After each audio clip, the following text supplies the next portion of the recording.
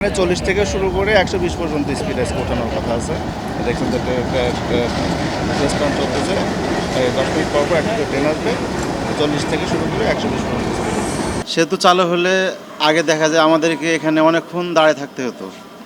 Bridge পার হইতে আমাদের প্রায় 20 থেকে 22 মিনিট সময় লাগতো, কিন্তু সেতু হওয়ার কারণে আলহামদুলিল্লাহ আমাদের এখানে 4-5 মিনিটের মধ্যে আমরা সেতুটা পার হয়ে যাব।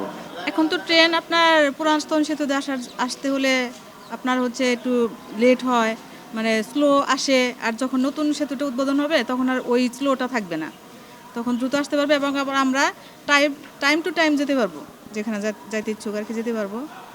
সেই জন্য নতুন সেতুটা উদ্বোধন করা খুবই জরুরি এখন বর্তমানে, কারণ যাত্রীরা সঠিক টাইমে তাদের গন্তব্যে পৌঁছাতে পারবে। এখন তো আপনাদের ওই শিডিউলের কোনো নিশ্চয়তা নাই, দেখা যায় 8:30 ট্রেন, ওইটা 10:30 11টা এমনও আসে। তখন যাত্রীরা সঠিক টাইমে পৌঁছাতে পারবে, অফিসটা সঠিক টাইমে যেতে পারবে, সঠিক টাইমে তারা অফিস করতে পারবে।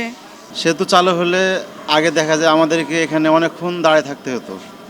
ব্রিজ পার হইতে আমাদের প্রায় 20 থেকে 22 মিনিট সময় লাগতো, কিন্তু সেতু হওয়ার কারণে আলহামদুলিল্লাহ আমাদের এখানে 4-5 মিনিটের মধ্যে আমরা সেতুটা পার হয়ে যাব।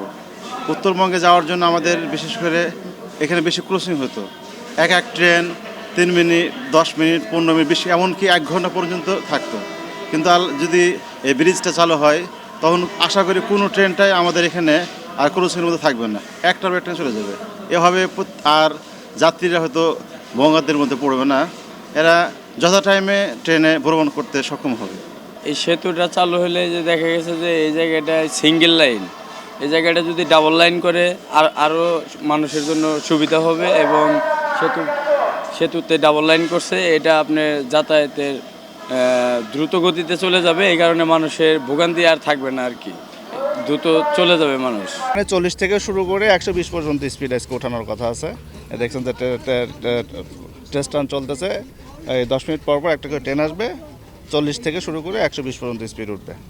ক্যামেরায় ওয়াও, স্টাইল দেখাও, Xenon X21 পারলে ঠেকাও। এটা যে অনুভূতি, এটা ভাষা প্রকাশ করার মতো না। দেখেন আজকে আমরা সবাই একত্রিত হয়েছি যে এই শুভক্ষণটাকে উদযাপন করার জন্য। আমরা আসলে আজ 7 বছর ধরে প্রজেক্টটা করতেছি, তো আমাদের আজকেই মনে হয় সবচেয়ে একটা আনন্দঘনপূর্ণ দিন। আমরা অপেক্ষায় ছিলাম যে আমরা আজকে অ্যাটলিস্ট 120 কিলোমিটার স্পিডে ট্রেন চালানোর একটা পরিকল্পনা আছে, যেটা একটা টেস্ট রান বলে। আমরা আগে হয়তো জেনে থাকবেন যে প্রথমে 40, তারপরে 60, তারপরে 80, তারপরে 120 কিলোমিটার পর্যন্ত স্পিডে ট্রেনটা আজকে আমরা চালাবো অ্যাজ এ টেস্ট রান। অভিজ্ঞতা, এটা আমার চাকরি জীবনে আমি বলবো যে এটা খুবই একটা বড় অ্যাচিভমেন্ট, কারণ আমি অনেক কিছু শিখছি এখানে এসে। অ্যাজ এ রেল প্রজেক্টে একটা বাংলাদেশের সবচেয়ে একটা বড় প্রজেক্ট রেলের জন্যে, এবং আনন্দের কথা বলার তো আসলে শেষ নাই, কারণ আমরা খুবই এক্সাইটেড। আগেই বলছি যে আমাদের এখানে এত বড় একটা বাংলাদেশের এত বড় একটা সম্পদ, যেটা আমরা তার অংশীদার হতে পেরে আসলে আমরা অনেক আনন্দিত। এর অনুভূতি তো অসাধারণ, কারণ আমরা শুরু থেকে ব্রিজের সাথে কাজের সাথে জড়িত আছি, যার জন্য আমাদের ফিলিংসটা অন্যরকম। আজকে এটা ট্রায়াল রান হতে যাচ্ছে, এতে আমরা খুব খুশি এবং আমরা আশা করি যে এই মাসের শেষের দিকে হয়তো এটা পুরোপুরি চালু হবে আর কি। তখন তো আরও খুশির ব্যাপার আর কি। ইয়াতে আপ এবং ডাউন দুইটা লাইন আছে। ডাউন লাইনে আছে ওটিজের ট্রেন এবং আপে আছে আইএচআই ট্রেন, এবং প্রতিটা ট্রেনের ইঞ্জিনের সাথে 3টা করে বগি আছে।